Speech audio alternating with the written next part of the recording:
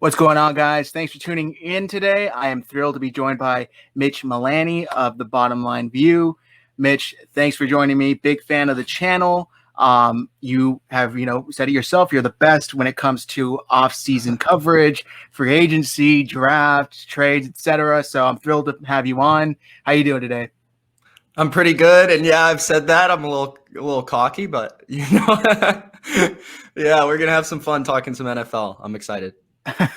Yeah, hey man, confidence is the key. So, and you do a fantastic job. I'll be the first to tell you. So, Thank you. But we'll get right into it. I mean, the big news today, as we're recording this, Matt Stafford. Is there a deal done? Is there not a deal done? Deshaun Watson changes his whole bio on Instagram, Twitter. What do you think the 49ers are going to do? Are any of these guys an actual, target for them? And is it a possibility that one of them might be lining up under center? I do think the Matthew Stafford thing, I know there's already been rumors or trade situations that they have discussed or been tweeted out. I don't know how legitimate the sources are on that, but to me, Matthew Stafford does feel like a quarterback that would fit the 49ers, and I feel probably the most talented quarterback that Kyle Shanahan has ever been able to get his hands on. I love the fit because I love Matthew Stafford. I'm a huge fan of Matthew Stafford. I also love Kyle Shanahan. I do believe that they would be looking into it at the very least. Now, whether they're outbid or not is definitely something that could happen, considering the sources out there. It feels like other teams are very interested, including a team in your division, the Rams. So as far as Deshaun Watson goes, I almost feel like the 49ers don't have enough in terms of assets to make that thing happen. I could be totally wrong, but it feels like a team that is really in rebuilding mode is going to be the only team to be able to get him, or a team with a lot of draft picks. So like a team like Miami or the Jets potentially. One of those teams feel more realistic to me, but it feels like a lot of teams, 10 to 12 teams, could be in on Matthew Stafford, and I believe the Niners are one of them. Yeah, which would be fantastic. He's such a great quarterback. I've seen a lot of people going back and forth on Twitter, and it just makes me crack up thinking, well, just seeing these tweets, is he really that much of an upgrade? I'm like, yeah. Have you seen what we've had under center the last couple of years? I mean, you can compare him to Jimmy at his best, sure, but Jimmy at his worst isn't even on the field. So you really should be comparing him to Nick, CJ, and it's not pretty. So I would be thrilled with Matt Stafford. From what I'm reading, like you said, consider the source. It seems like the 12th pick seems to kind of be what's holding it up. The Niners aren't really interested in parting with that 12th pick. The Lions really want it. I guess we'll see what ends up happening. Deshaun Watson, as much as I would love him, I just don't think it's a viable target for the 49ers without giving up the farm. But man, it would really be pretty. Now, with all that said, Mitch, what do you think happens with Jimmy? Where does he end up in all this? That's a good question. Honestly, I don't know. I know, at being a Patriots fan, I know that a lot of Patriots analysts or beat writers have been talking about the discussion of having Jimmy come back to New England. And I certainly could see that happening. I don't know what Jimmy would go for. I certainly don't think the price would be as high as what he once kind of garnered from the 49ers, a second-round pick. I feel like it would maybe be a third-round pick, maybe a late second, but given his contract, and you would have to work that out with him, given his injury history, I don't think a lot of teams would be willing to give up a first or a high second-round pick for Jimmy. I do feel he is a starting quarterback in the league. I'm sure a lot of Niners fans love him. I'm sure there's a lot of Niner fans that don't really love him that much. But I feel he's kind of like in the 20s, somewhere in the 20s for quarterback ranking wise. And I feel a team out there could certainly use him. Now, in terms of situations, that's tough, man. I really don't know. Like outside of New England, you could be talking about maybe a team like Denver, if they don't get Stafford, could certainly be in the market with Drew Lock not necessarily working out. I could see maybe Washington. I think Washington is actually a place that he would fit very well because they run a similar offensive scheme, a lot of short passing and timing sort of stuff to what the Niners like to do with Kyle. So I think those two teams you could definitely look out for, as well as the Patriots for maybe Jimmy going there. That's interesting. And I could totally see it. They have that relationship with Denver, John Elway, John Lynch. They have that. So I could definitely see it. Without everything that's going on, a lot of people seem to be confused, and I want to say maybe misconstrue it as almost disrespect for Jimmy that 49ers fans are even thinking about upgrading. And I just don't understand it. I feel like a lot of people need to understand that you should be a fan of the team and not of individual players. And nobody's wishing for Jimmy to suck or to go have, no success. They just think maybe we can upgrade at this position. Yeah. And as a team builder, you should be looking to upgrade at every position. Now, as a Patriots fan, how did you feel when Jimmy was traded away? Were you of the belief that this was Tom Brady's successor? What are you doing? Why is he gone? How did you feel when that went down? It was shocking. The first word that comes to mind was shocking, because I remember I was on my phone like, Jimmy Garoppolo got traded. What? So it was like, whoa, I didn't expect that, because we were fed all this kind of, I don't want to call it propaganda, but that's kind of what it was. This guy's going to be Tom Brady 2.0. He's a handsome guy. He's got the swagger. He's accurate, all this stuff. And you even saw glimpses of it in 2016 when Brady had the whole Deflategate fiasco thing. So Jimmy went in there and was just as effective in the first couple of games, and he looked really good and promising. And then all of a sudden he's gone. And I think, to me, I wasn't super surprised, because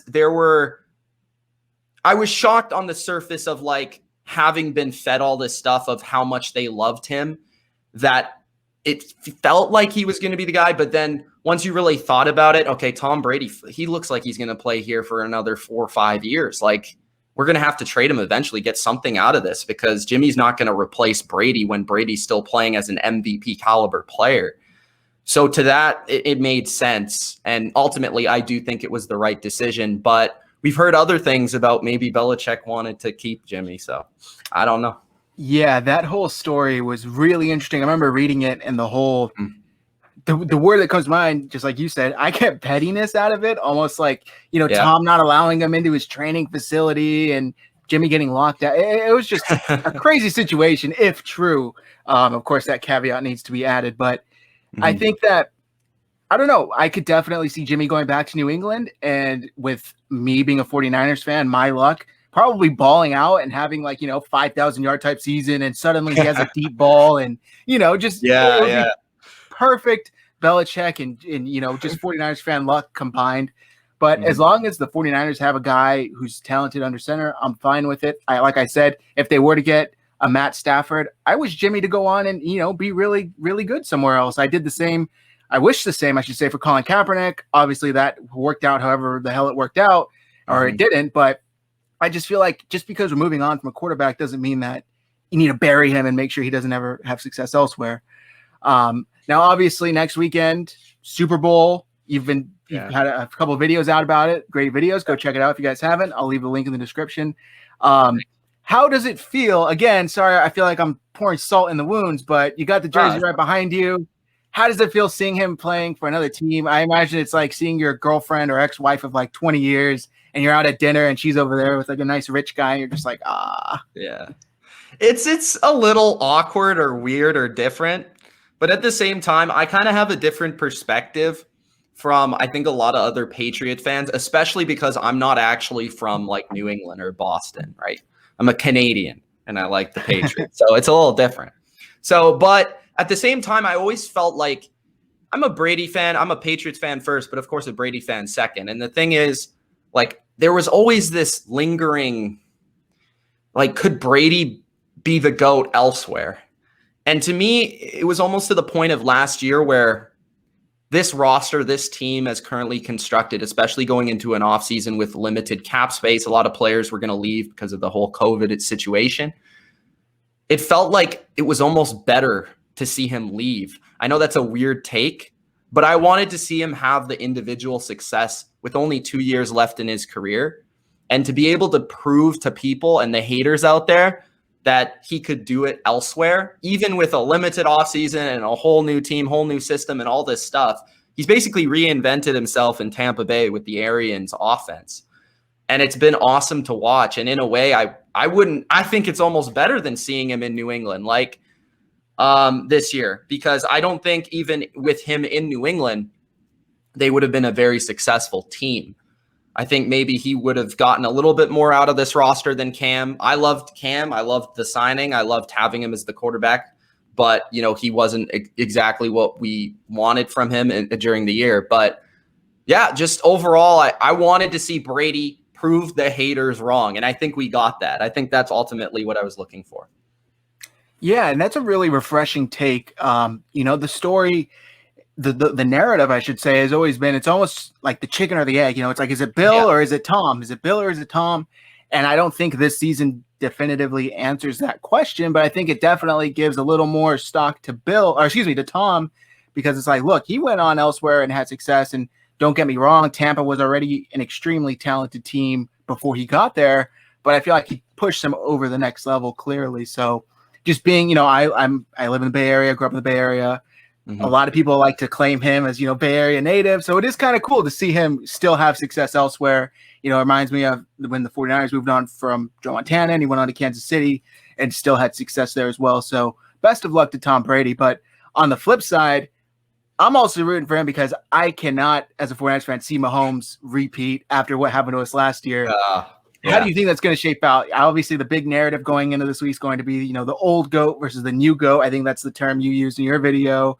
Who do you think ends up on top? And I know, obviously, it's not Tom versus Patrick once they get on the field, but, how does it shape out? How do you see it happening?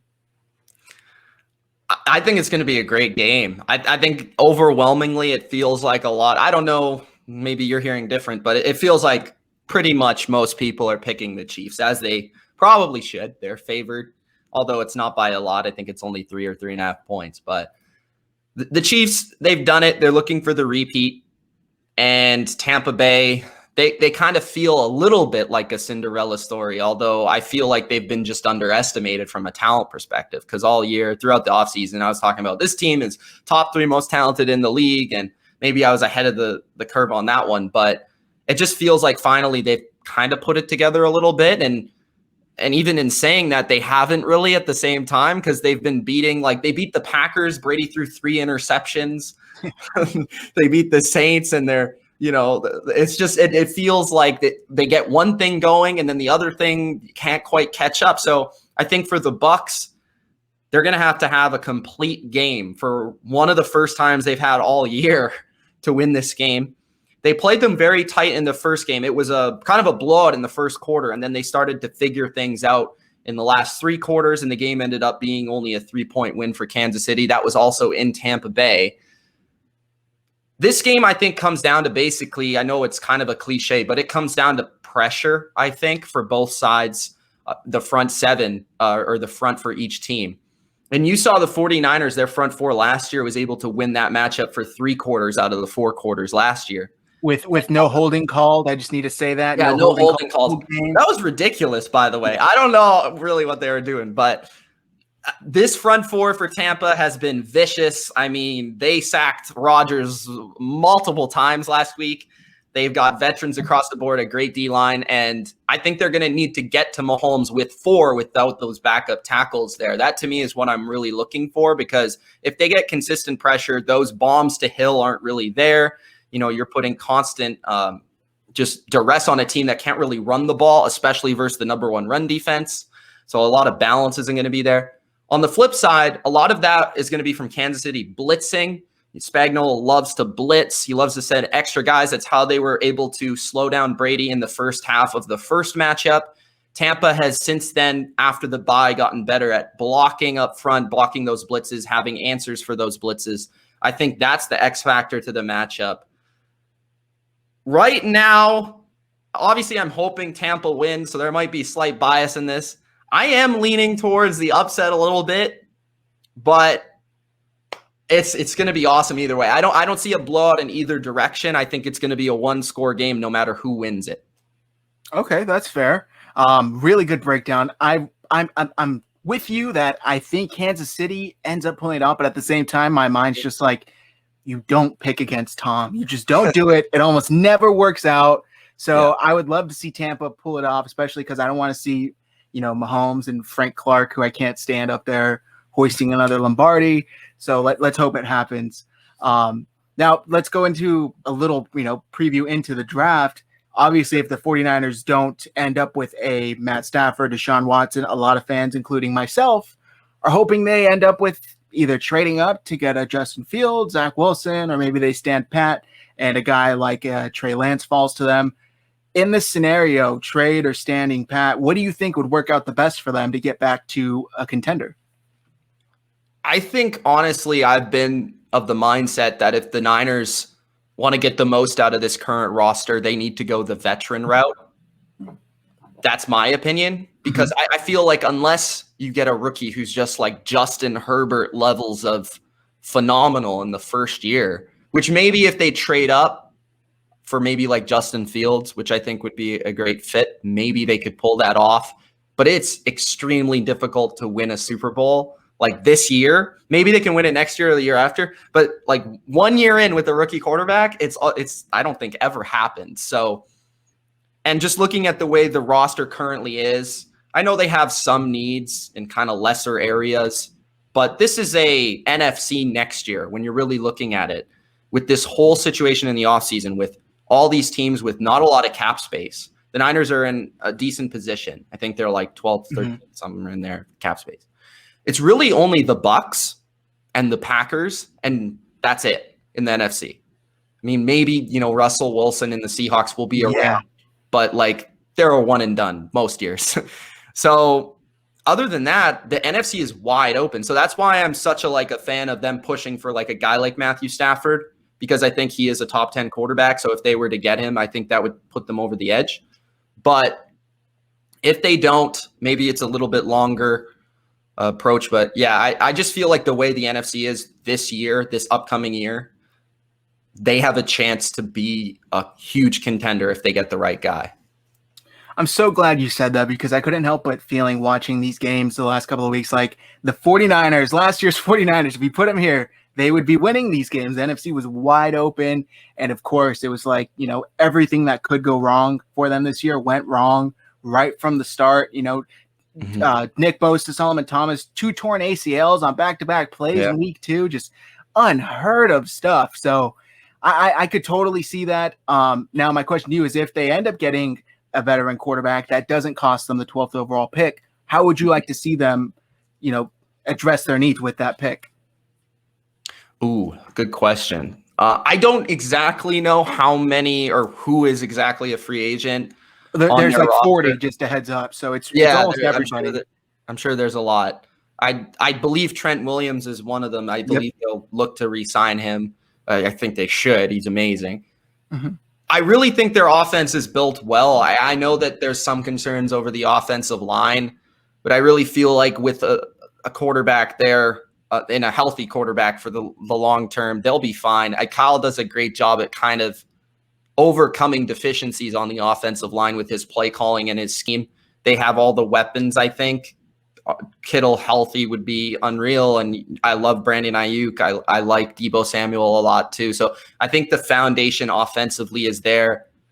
They kind of always seem in that Shanahan system, dating back to his dad, that they just plug in running backs. Like Raheem Mostert's going to be probably the guy, but I think looking defensively would be the way to go, because you just lost your defensive coordinator, which we'll see how big of a loss it's going to be. But the front's pretty good. You just spent a first-round pick on it last year. Nick Bosa is going to be back. Linebacker-wise, you're solid. I think I'd look to the secondary. I think I'd look to corner. I think I'd probably look to corner. I don't know if Jason Verrett will be back next year, but I thought he was solid for them this year, better than solid. So I'd look to add depth to the corner position, or just an upgrade of the corner position, because I feel like if they can get like a really solid number 1 or number 2 corner in there, that would take this defense to the next level, because it just allows you more versatility with what you do scheme-wise, and I believe a lot in coverage in today's NFL. So I'd probably go corner, but that's just me. Yeah, I'd actually have to agree with you there. If not offensive line, if Trent Williams happens to walk or they're not able to get him back, maybe that, but corner, I think, is a huge need for the 49ers. Just about all of their secondary is free agent, whether it's restricted or unrestricted. So they're going to have to address that somehow. I don't know if you've happened to see recently, there are some like Instagram lives that have come out with Jason Verrett, Jerick McKinnon, where they were asked by other. Okay, so Jerick McKinnon was on, I believe, with Debo, and he asked him, hey, the comments are coming through. Hey, they want to know if you're coming back in San Francisco next year. And he basically, said, F no, man, I'm not, I'm on to the next one. And then I forget who Verrett was on with, but basically the same thing was asked of him. And he shied away from it pretty heavily, basically like, we got to see what's going to happen. But, I don't know if there's something there to be kind of read into as to, is there a bad culture? Is there some disagreements going on with the front office? But definitely something to keep an eye on, because everything else I've seen has been, they love the coaches. We had Juszczyk crying after week 17 at the possibility of going to another team after this. So yeah, it's just weird. I just needed to say that, I don't really know what's going on. But Jason Verrett, I'd love to have back. I just think that if there's a bidding war, they shouldn't get into it, because we've had one solid season from him since he's been here. Yeah. And it's betting a lot on that for him to stay healthy. Now we can wrap things up here. Last question for you, Mitch. Mm-hmm. If everything goes well, say they get Stafford, say they address the corner position, everybody else stays healthy, Debo, Kittle, how do you see the 49ers when all is said and done next season? What's their record? Do they make the playoffs? Do they go to the Super Bowl? What do you think? Okay, so if all that stuff happens, everything's roses. I'm as happy as a kid in a candy store over here.